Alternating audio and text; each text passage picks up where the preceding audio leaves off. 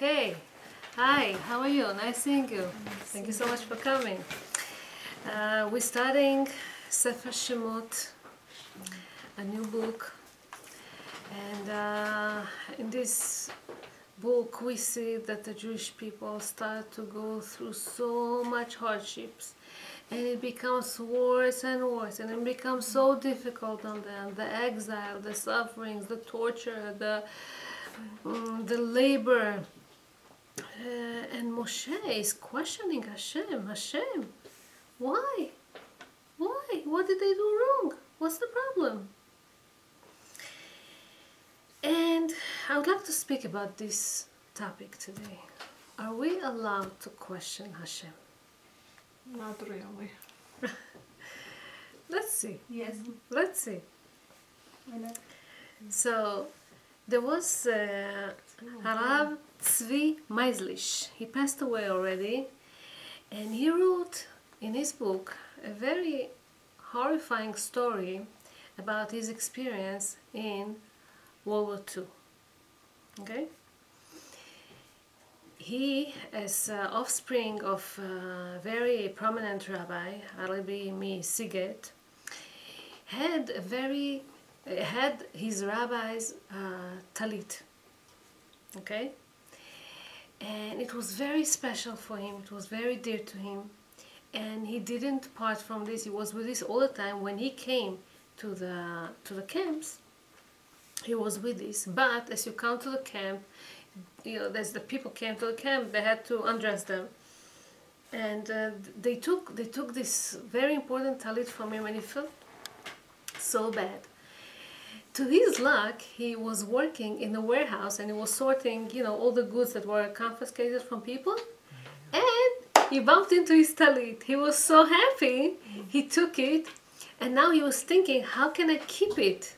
How can I keep it so the Nazis, they won't take it from him? So he cut it and made it a tzitzit. Instead of a talit, which is huge, he made it as a tzitzit. But still, this tzitzit was huge too. He put it under his clothing or whatever, but still, people could see. One day, a Nazi sees him, and he asked him, "What is this?" He didn't know what to tell him, and he said, "What is this clothing that you keep it so strong by you?" He told him, "It's a divine clothing, garment." A divine clothing? Is there Hashem? Is there God? Where is this God? Well, how did you put all your people, in this kind of circumstance, where you're tortured, when you don't have dignity, when you don't have, you say that there's Hashem? There's no Hashem. Look what He let us do to you. So, Harav Meislish, he had to answer an answer. He prayed, very quietly to himself, and he said that once there was this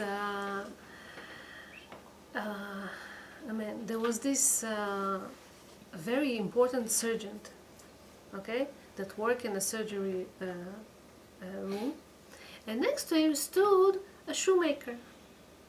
So the shoemaker was seeing what the surgeon was doing. The surgeon took, and in a way, he cut in a healthy tissue, removed it, and operated. The shoemaker said to himself, "This is a stupid man. What is he doing? If I have to fix shoes, I don't cut on a healthy, on a good part of the shoe. I just take whatever is not good, and that's it." So he says it's crazy. So Harav Meislish, he says, in this world, we are all like shoemakers. We have no way of knowing how Hashem runs His world, why is He doing certain things, and how Hashem operates this world. Sometimes we see Hashem kind of cutting in a healthy tissue, healthy, good, righteous people suffer, And we don't understand. We're like shoemakers. We think that Hashem is wrong. We think that we know better. And you know something, he says?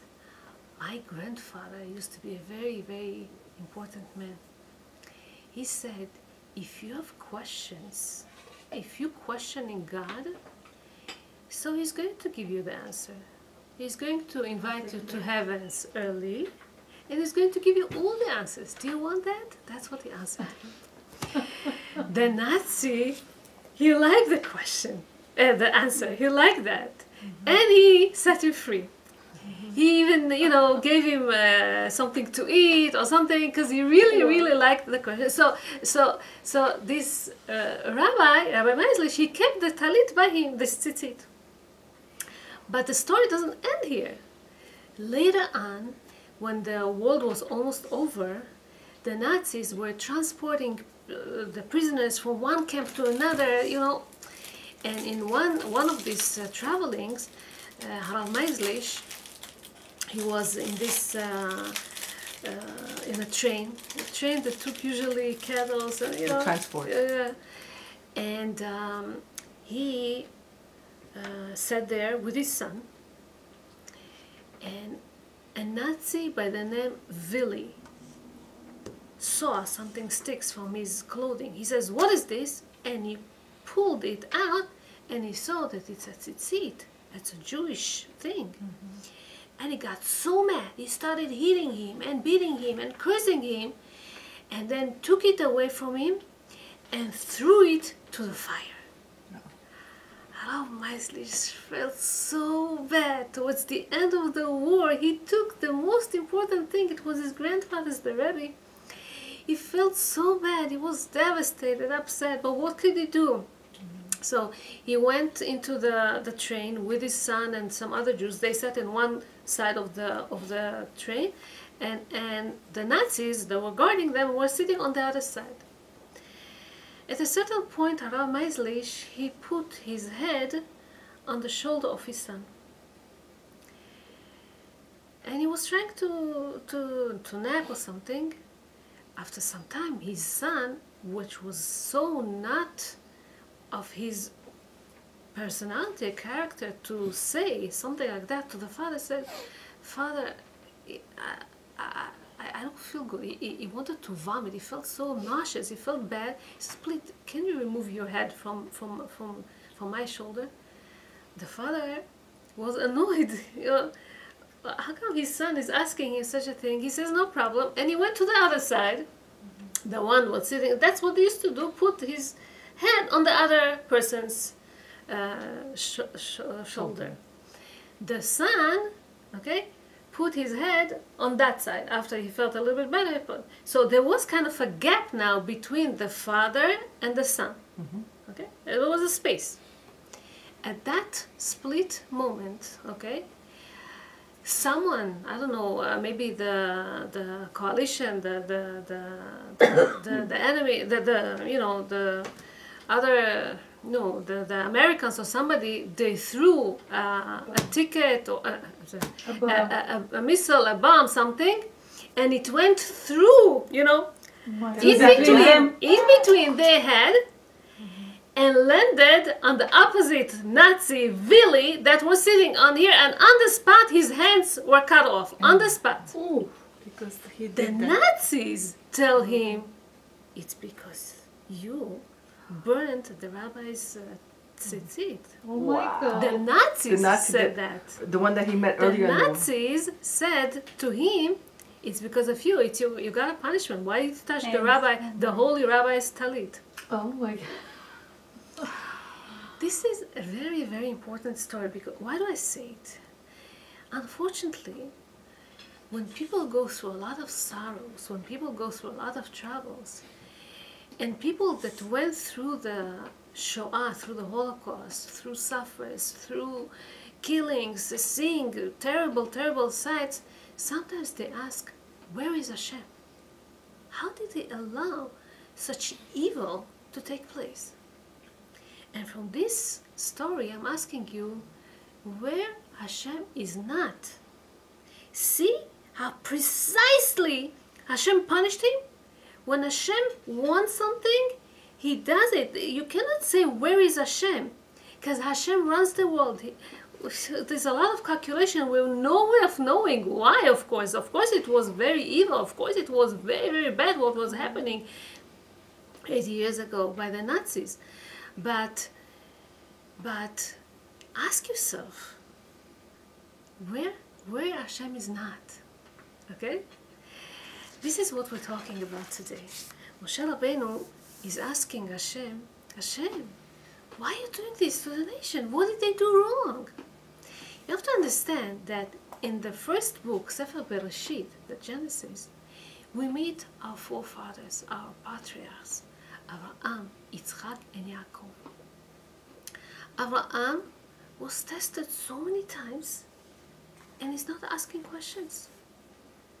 Okay, I cannot even start telling you what test he went through, but one example that it says in the Midrash, that when he came back from the Akedah, his wife died. He's looking for a place to bury her, and he cannot find a place. Hello? Hashem promised him the land. He can take any place. Yet he had to pay so much money to buy Ma'arat HaMachpelah. And Abraham didn't ask questions. Same was with Yitzchak Avinu. Hashem tells him, Gur ba'aretz hazot, you should live in this land. But then, when there was no water, there was a fight between the shepherds of Gerar and his own shepherd. And Yitzchak didn't ask questions. He didn't ask Hashem, but you promised. Yaakov as well. Hashem tells him, Ha'aretz asher ata shochev alea, the land that you're laying on now, is going to be your land. And when he wanted to reside somewhere, to put his tent, there was no place. He had to buy it for, it says, me'ak shita. It's a lot of money, big amount of money, you know, to live there. And the fathers didn't ask any questions. Comes Moshe Rabbeinu in Sefer Shemot, and every little thing he's asking Hashem. Hashem, למה שלחתני? Why do you send me? למה הריאות הלעם הזה? Why do you harm the people? What did they do wrong? למה here and lama here? They all the time is questioning Hashem all the time. And the question is, was Moshe less? You know, wasn't he great like the forefathers? How did Hashem let him ask questions? Is it allowed to ask questions or not? This is what we are asking in this parasha, in this book. And so, and Moshe is not asking Stam. Hashem reveals himself to Moshe. Tells him, go, it's about time for them to redeem them from Mitzrayim. And after he came to Paro, even though he didn't want, it looks like things got even worse. Paro says, okay, now you're going to look for the straw. Now you're going to look for the labor became even harder, and they abused them even stronger, even harder, and became worse. And the Jewish people came to complain to Moshe, what did you do to us? Who needed you here at all? And this is when he asking Hashem, why? So it says about Rabbi Hanina ben Tradion. Rabbi Hanina ben Tradion lived after the destruction of the Second Temple, the time of Rabbi Akiva. There were 10 big rabbis that died, Aseret Harogei Malchut, that the king, the Roman king, ordered their deaths. One of them was Rabbi Hanina ben Tradion. Very, very important rabbi that taught Torah publicly. It wasn't allowed to teach Torah publicly, and he did. He wasn't scared, he wasn't afraid, he did that. The rabbis warned him, don't do that. And he didn't care, he taught.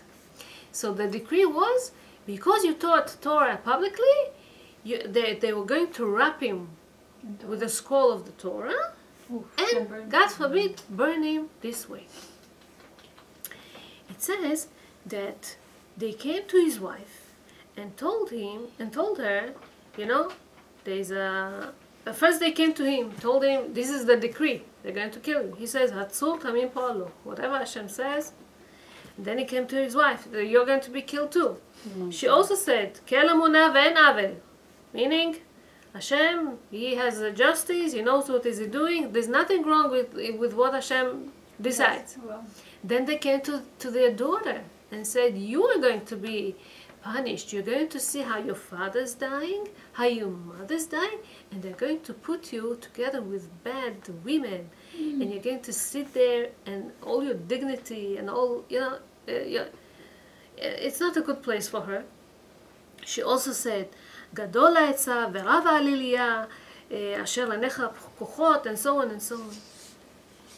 They said that it's not written in any place in the Torah and the all 24 books that people, they accept so beautifully, those decrees, like the family of Rabbi Hanina ben Tadion accepted that. And they say, how come Moshe asked questions? How come Moshe keep asking again and again, Hashem, why? Hashem, that's not fair. Hashem, that's not fair. So how come Moshe is asking questions? Ktav Sofer was the son of the Khatam Sofer, was the rabbi. And once he came to his father, the Khatam Sofer, and he asks him a question, not a big deal question, the Khatam Sofer used to get so many questions, and he used to answer people on the spot. He used to get questions from all over the world, not only from his own town people. But he didn't answer his son. He let him wait 1 day, 2 days, 3 days, 4 days. After 4 days, he calls him and asks him his question. Very simple answer. So the son is like, Abba, you could answer me that a long time ago, and I know this answer too. Why do you have to delay your answer? Why do you have to wait so much? He said, I just wanted to tell you that a Jewish person can ask questions. Nothing wrong with having questions. It's okay. You can stay with a question. It's okay. not an anger. People can ask questions. This is what he told him. All of us, we want life, happy life. We want tranquility. We want health. We want wealth. We want good stuff to happen to us. But Hashem created this kind of a system that we have to go through all kind of troubles and all kind of hardships and all kind of difficulties, okay? And so that people are going to ask why. Can you believe that? Hashem created it this way so that we're going to ask Hashem, why? Why are you doing this to me? What's the purpose? For what? Rabbeinu Batia, he answers, he comes to rescue of Moshe. He speaks so beautifully about why did Moshe ask these questions.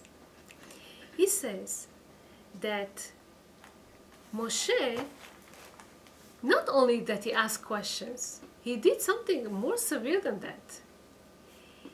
He went to hide for 3 months after Hashem spoke with him, and he said, "No, shlach na b'yat shlach. Go here, send with Aaron. Send. I'm not for this mission. I don't want it." Well, afterwards, he was hiding for 3 months, and he made a calculation, because when Hashem spoke with him, it was around It was around Iyar. Iyar is the beginning of the springtime.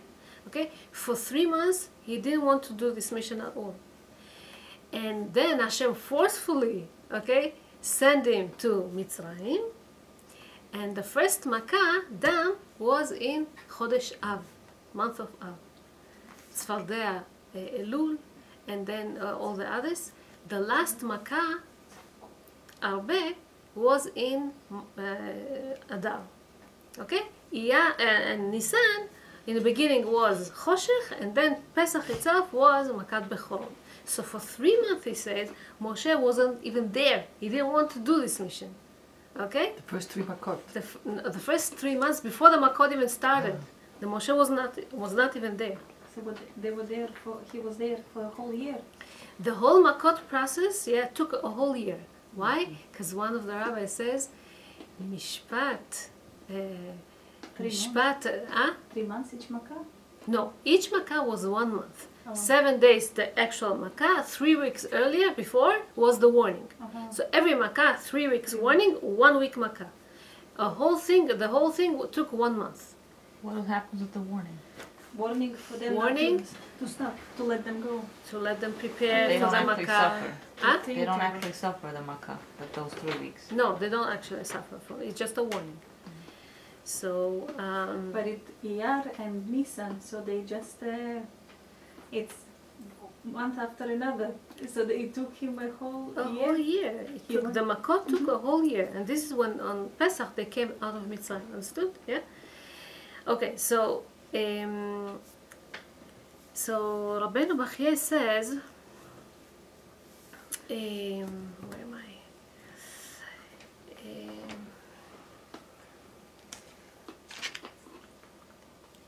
So, in the Torah, כמשפט ראשיהם בגיהנום 12 חודש. That's what I want to say. Usually, if they sentence wicked people in Gehenom, or anybody, it takes 12 months. So, for 12 months, they went through this. The question is like that. Did Hashem want that? Do we have to learn something from this kind of behavior of Moshe Rabbeinu, from this kind of questioning Hashem all the time? Rabbi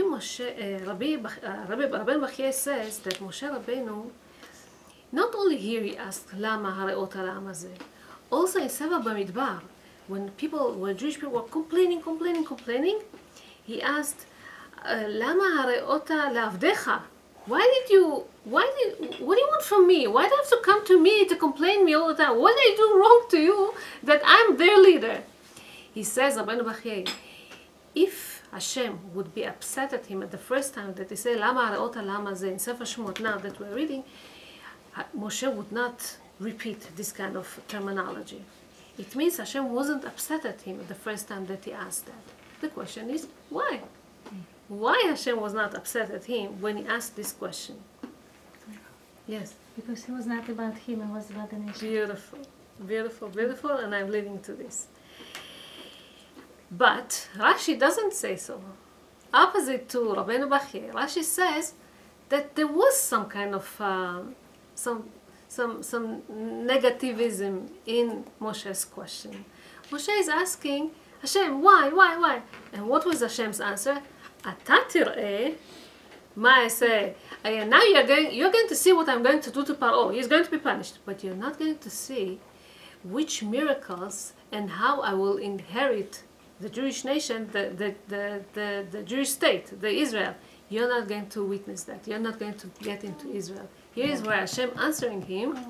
Okay? You're going to witness all what's happening here, all the miracles you're going to do, but you're not going to get into Israel. Huh? So this is, Rashi says this is his punishment here.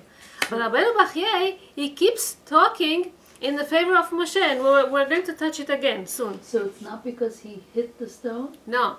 There were few reasons why Moshe didn't come into Israel. But we see already here, at the first time that Moshe is talking to Hashem, that was already a divine decree that Moshe will take them out of Mitzrayim, but will not bring them to Israel. But this is a different topic, and we're not going to speak about this now. But yeah, not only because hitting the rock. Okay? I never heard that before. That's good. That's something new. Yeah. Okay. עכשיו, so Hashem tells Moshe, I want it looks like the Jewish nation, they're suffering now, even worse. But this is for a reason. The reason is that the miracle as they get out of Israel, of Mitzrayim, will be even stronger. If you remember, Sarah Imenu, okay, got pregnant when she was 90. Okay, if she would get pregnant when she was 60, it's also a miracle. Yeah. When she's 65 or 70, it's also, but when she's 90, it's meaning waiting so long and praying so much and doing all this kind of tzedakot and sgulot and whatever, it still doesn't help. And only in the age of 90, it doesn't make the miracle even stronger, right? So this is what Hashem does to the Jewish people. Yes, they suffer even more now, but as they leave Egypt, after being suppressed so much by the Egyptians, the miracle of leaving Egypt will be even bigger. Everyone is going to talk about this, and this is the reason that they suffered so much now. It's a worldwide event. Exactly. Now, it says, in Rosh Hashanah we say, Hayom Marat Olam, Hayom Yamid B'Mishpat. Hashem judges everyone. Im kevanim, im kavadim. Whether we are like his sons or like his servants. Hashem judges everyone. Right? A servant is not allowed to ask questions. A servant must obey his master. Hashem doesn't want us just to obey. In the communist Russian, people had to obey. I don't know if they really loved the government. They had to obey. They hated it. Okay?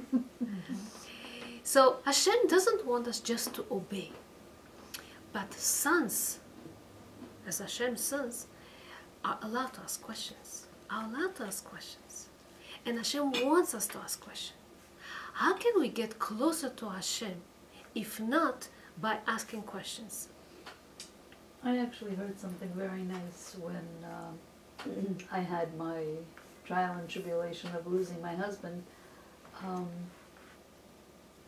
My question was constantly why and why, until I got married, until I had the children. Now I have to raise them alone. I just could not comprehend. And I remember very clearly Rabbi Chaimov came along and he asked me, he says, Bella, where is your emunah? But after that he asked me, he says, you cannot ask why, but you can ask lo lama, Lema. for Exactly. what purpose. For what exactly? Lema. What is the Which reason? made a lot of sense, Nachon. and you see everything in a different perspective. So that's very, very beautiful remark. So, Same thing, huh? It's the same thing, no? Why and for what purpose? Isn't it the same thing?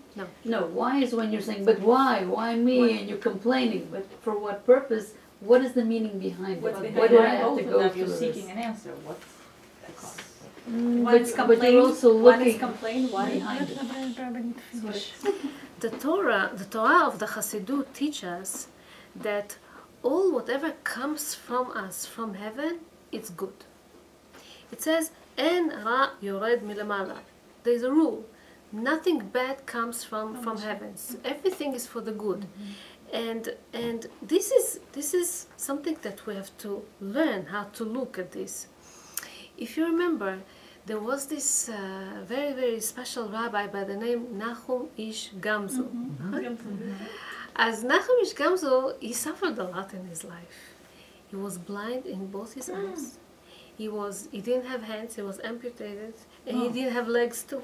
And all his body was full of boils. You can imagine to yourself how this person, and this is even a very bad description in the Gemara, that in order for ants not to crawl all over his body, they had to put his bed, the bed legs was standing on water, so ants and bugs won't be able to crawl up there.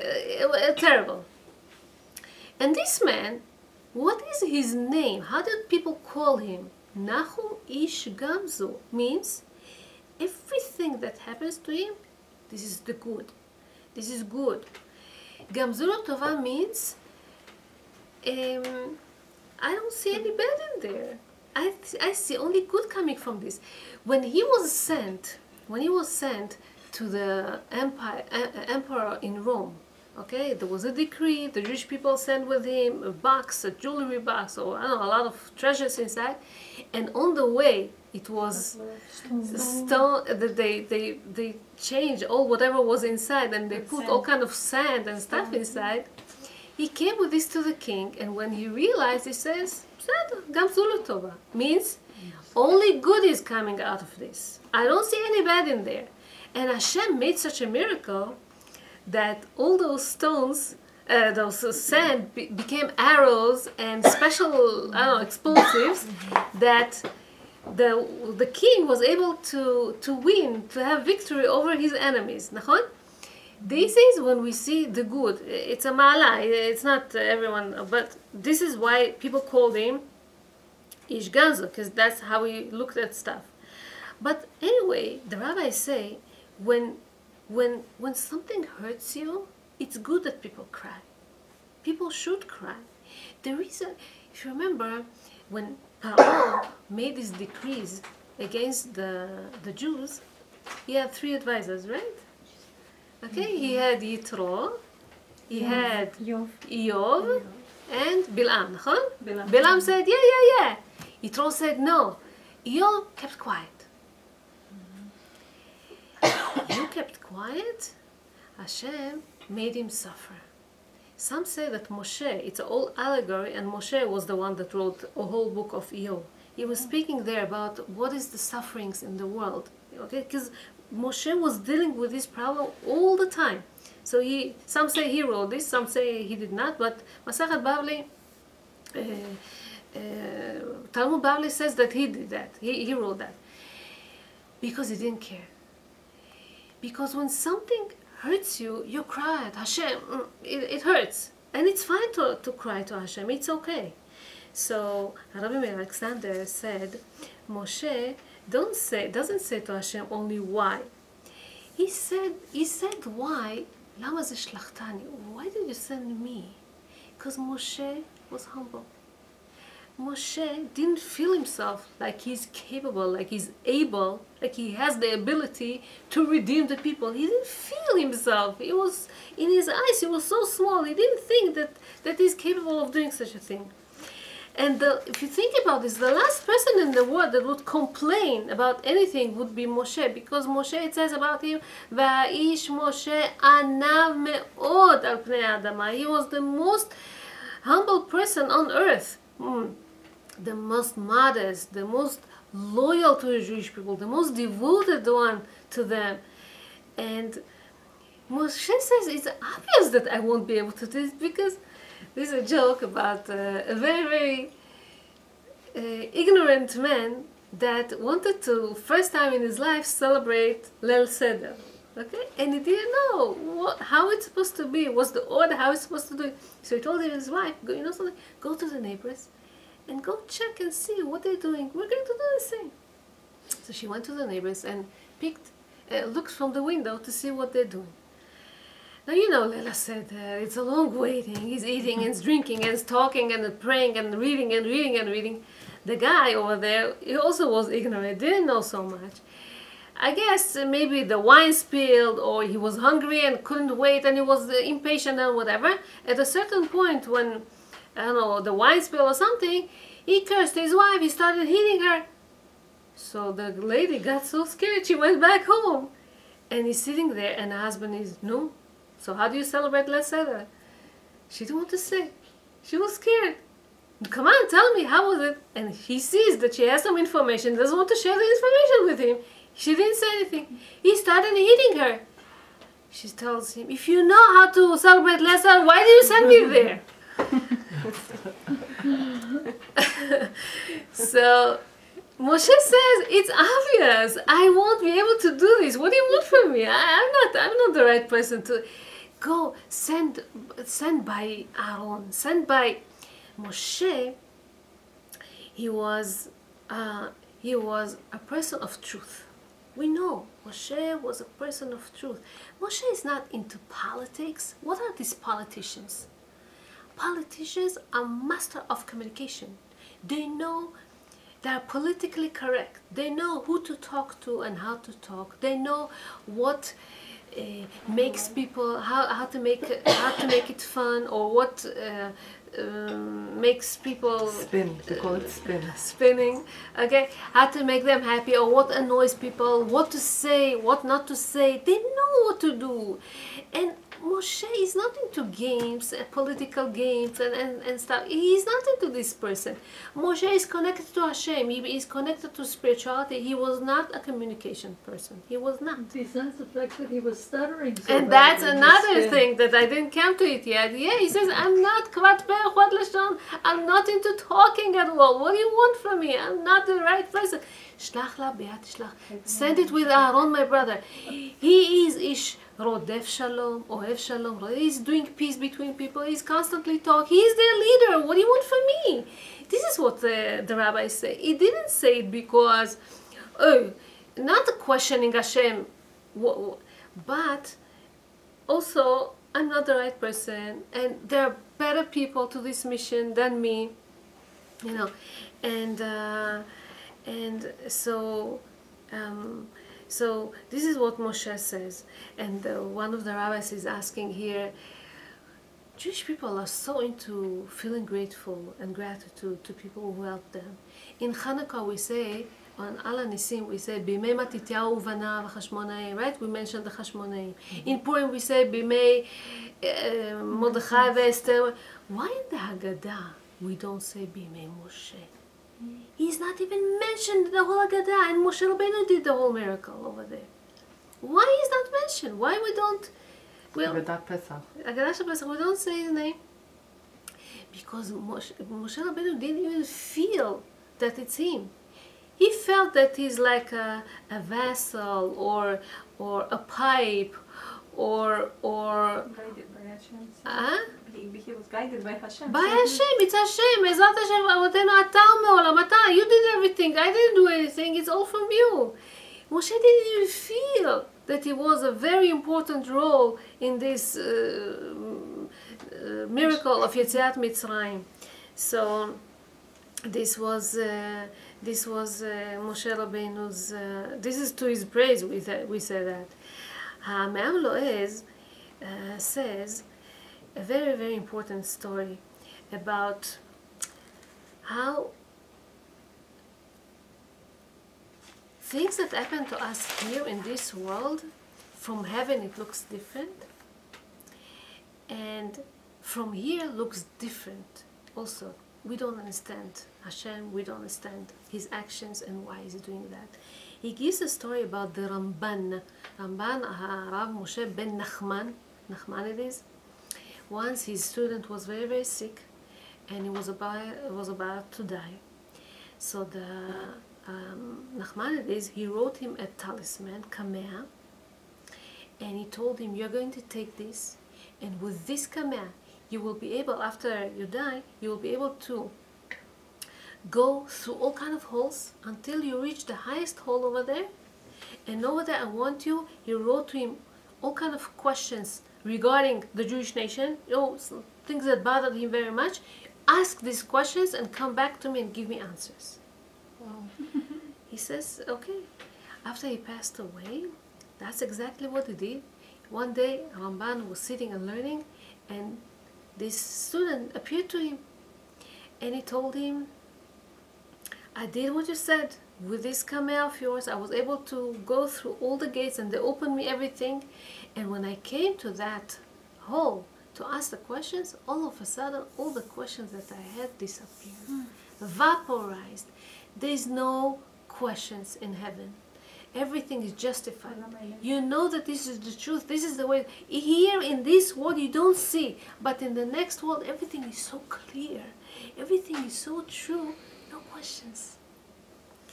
So remember this because in this story now, I'll refer to that. Few years before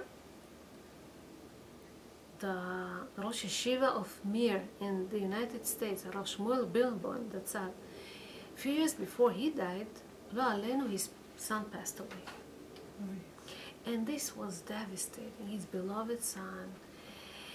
So of course he cried a lot and everything, and in his eulogy he said something very interesting. The eulogy to his son. He said, it says in Sefer Bereshit that when Yitzchak Avinu, it says Vayihi ki zaken Yitzchak, okay, he became older, Vatichena enav merot, he became blind, couldn't see. So Rashi says that when he was sacrificed on top of the altar in time of the Akedah Yitzchak, right? So his father was about to slaughter him, and at that moment the heavens, the sky opened, and the angels saw what was happening, how Abraham is about to slaughter his own son that was born to him after 100 years, and they cried. The angels cried. And these tears came into Yitzchak, because Yitzchak was laying down. It came to his eyes, and later on he became blind from that. Okay? That's what it says.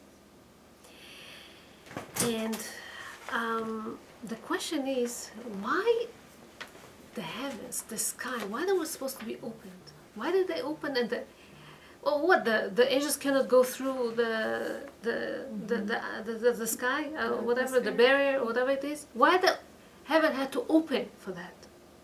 This is the question. Heaven meets earth. This is the question that they ask. And they answer with the story that I just told you about the Ramban. Okay? That in the upper worlds, all the questions regarding emunah, all the questions regarding punishments and rewards and the way that Hashem runs this world, okay, all these questions disappear. After 120 years, this question becomes so clear, it's not even a question anymore. And this is the reason, because the outlook of us to see what's happening in heaven is different, and the same is whatever happens in heaven, it also, they cannot really understand us, human beings, whatever we go through, because they don't have emotions, they don't have feelings, they don't have the test that we go through. You mean angels? The angels. Therefore, Hashem opened for them the skies to feel any doubts that Abraham or Yitzchak could have, any questions, any feelings. They would feel them from here, from beneath, from in our world. And when they felt that, this is when they understood what sacrifice Abraham does in this Akedah, what sacrifice Yitzchak does in this Akedah, and this is why they cried. So in order for the angels to understand fully how human being feels, they had to open the sky and to feel us, to understand what we go through. The same way they cannot understand us fully, we don't understand what happens in heaven. So you see, after the golden calf, the chet, the sin that the Jewish people did, when they worshipped the golden calf, Moshe Rabbeinu is asking Hashem, please Hashem, reveal for me your ways, your attributes, your way, the way that you conduct the world. I want to understand you. Because there were only few thousand people that did this sin. Most of the nation did not. Why there's a decree to annihilate all of them now? Why, Hashem, you want to kill all of them and to start a nation? Hashem offered him, I'll start a nation from you. Of course he didn't want. But why? So Moshe Rabbeinu is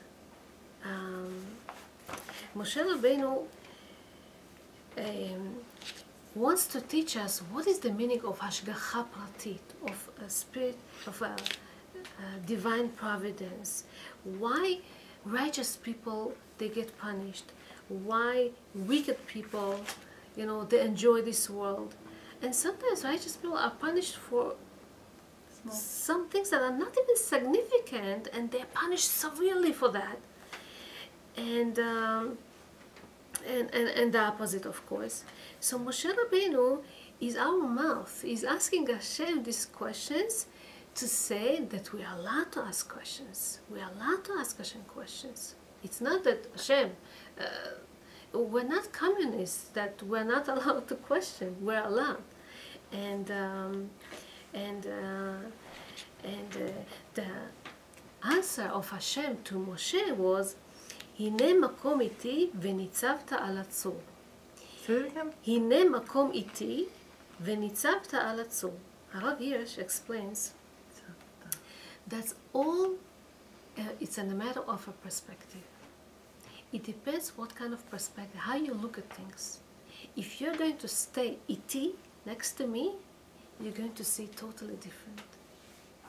In heaven, they have a broad view.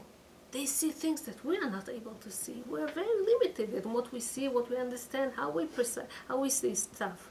But in heaven, it's so much different. Once you stand next to me, okay, then you won't have these questions anymore. Okay? הנה מקום איתי וניצבת על הצור. This is what explains Arab Ish. בעל הנועם אלימלך says something nice. He says, why Moshe Rabbeinu is asking questions? When Abraham didn't ask questions, they also went through trouble, through difficulties, through all kinds of tests. And he answers this question in a very, very nice, I'll give you this story that explains this question. Admor Mizvil was a very important Admor.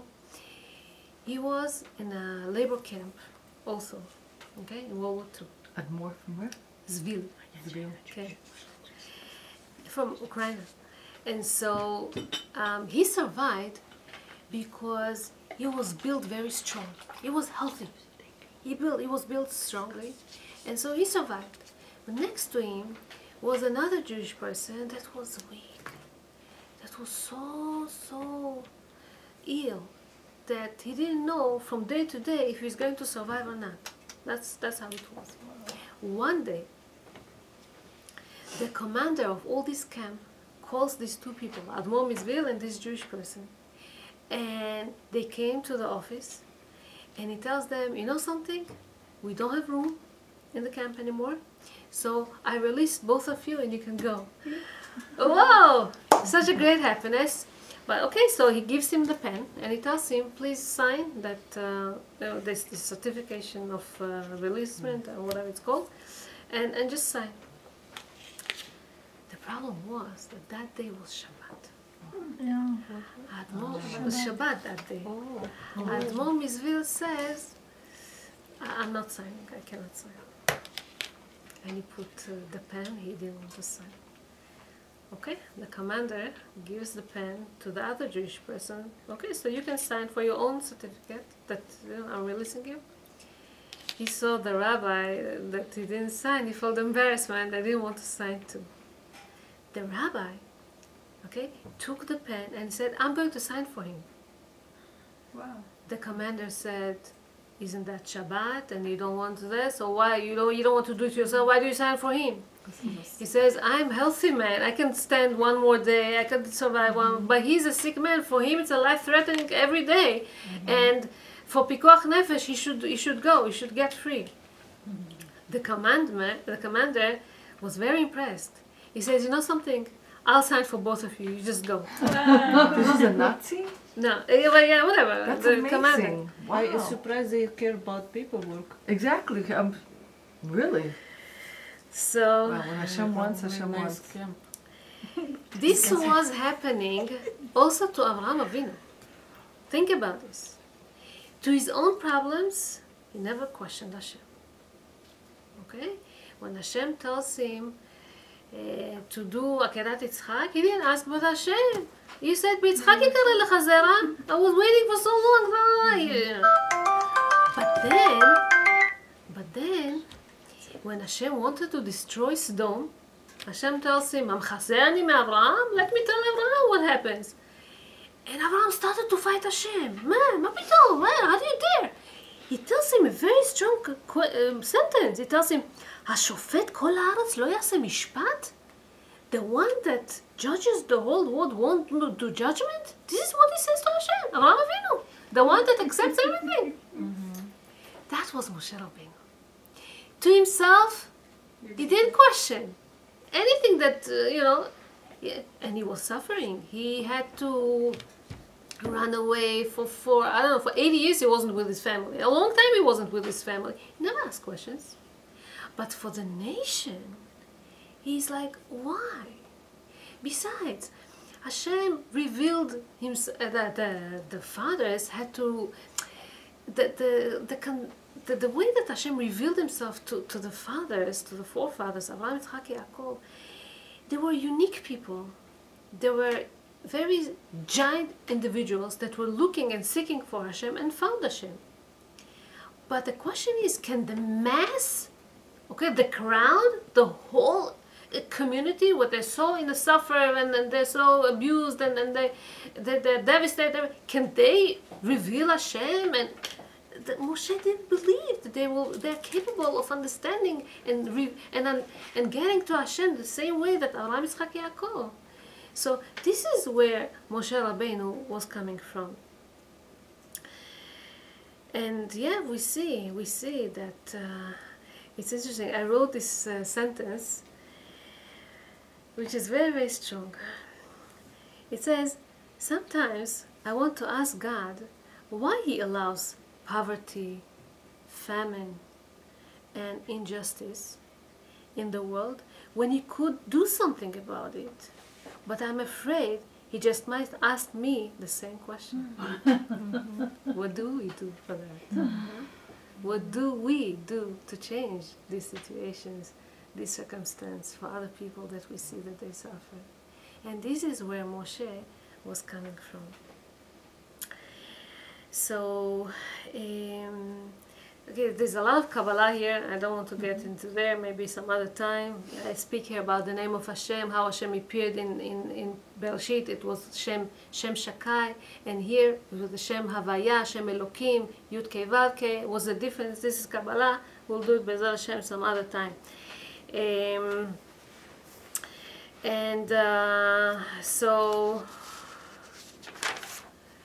So yeah, let's finish with one story. There was this boy by the name Yerucham Cohen.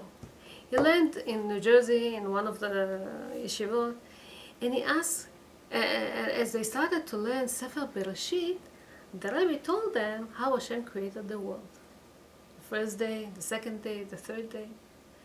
So this boy, as a little boy, he asks the Rebbe, but who created God?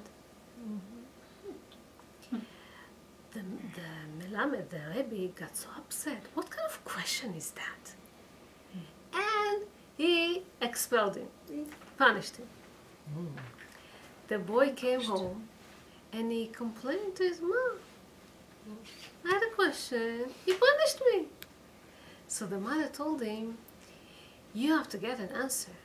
She knew one rabbi, even though they were not Lubavitch, she told him, write to the Rebbe from Chabad, from Lubavitch Rebbe, and ask him this question.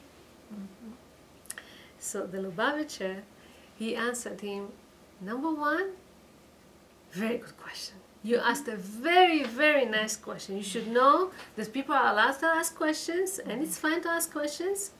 And the more questions you ask, the more interested you are, okay? You're going to grow. And number two, it's going to take some time for you to understand the answer, okay? But meanwhile, you learn your Torah, your Gemara, your Mishnayot, whatever you have to learn. Do the mitzvot, Kibud Orim, and V'aftacha Kamocha, and Shabbat, and all the other mitzvot to do. And slowly, slowly, by that, many questions that you have will be resolved by itself. Don't worry. Because when we say that the Jewish people said in the time of Kabbalat Torah, they say Naaseh v'nishma. מה זה Naaseh v'nishma? First we'll do. By doing, we will understand a lot of stuff by itself. That's right. So Be'ezrat Hashem will put an end to all our sorrows, and everybody goes through a lot of problems. And the Mashiach will come and reveal himself, and we're going to see only the good in the world. Be'ezrat Hashem. Amen. Thank you so much. Chazak Baruch. Toda.